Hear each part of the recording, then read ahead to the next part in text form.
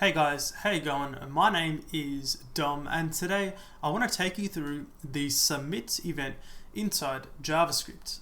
So essentially the submit event is going to fire off whenever you submit an HTML form. Okay, so I find that it's only useful when you prevent the default behavior of a form.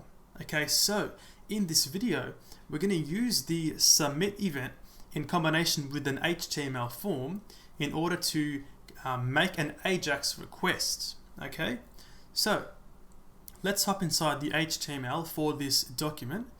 Okay, and inside here we can begin by actually creating a form to work with. Alright, so down here I'm going to make a new form, alright, and replace the action attribute with an ID and give it a value of my form. I'll also give it a class of form just to add some custom styles. Okay, now I'm not going to put the action or method attribute. So the reason for that is because we're going to use AJAX to submit this form. Therefore, the action and method attribute is not required. All right. So inside the form, we can create a few fields. Okay. Let's make one for a username. Okay, so make a new label for username with some text as being username, okay, and a respective input fields of type text with a name of username and an ID of username. All right, we can copy and paste this for the password field. So we're going to say password, and all of these ones can be a password. Okay, so now we have these two fields. I can add a submit button. Okay, so a button of type submit, and the value of, let's just say login.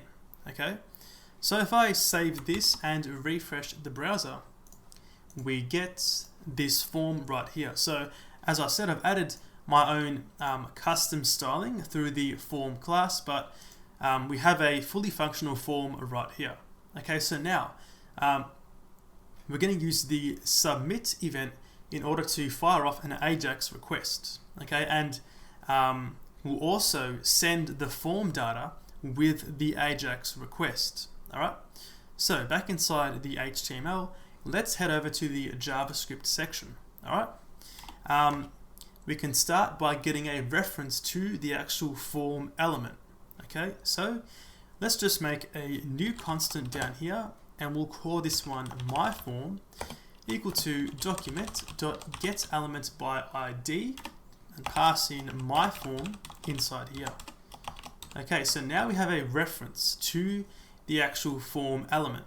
All right, so let's add an event listener for the submit event. All right, so down here, let's say my form add event listener and pass in submit inside here.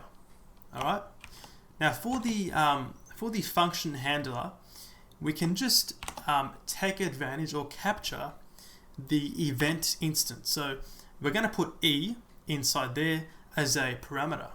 All right, inside the function body, the first thing to do is to prevent the default behavior of the event. So I'm going to say e.prevent default. So what this will do is it's going to stop the default behavior of the browser redirecting to a different page to actually post the form. So even though there's no action or method attribute, the browser is still going to actually attempt to submit the form to a different page or even the same page. All right, so that right there is going to prevent that from happening. All right, down here, I'm also going to say console.log and say form has been submitted. Okay, so now with this code, I'm going to save this and refresh the browser. I'm going to then enter some data inside here. I'm going to say username, dcode, and a password of, let's just say dcode as well. All right, so I'm gonna hit enter. Okay, and we get form has been submitted. So we can see if I try to submit the form, there's no redirection, but we get that message right there.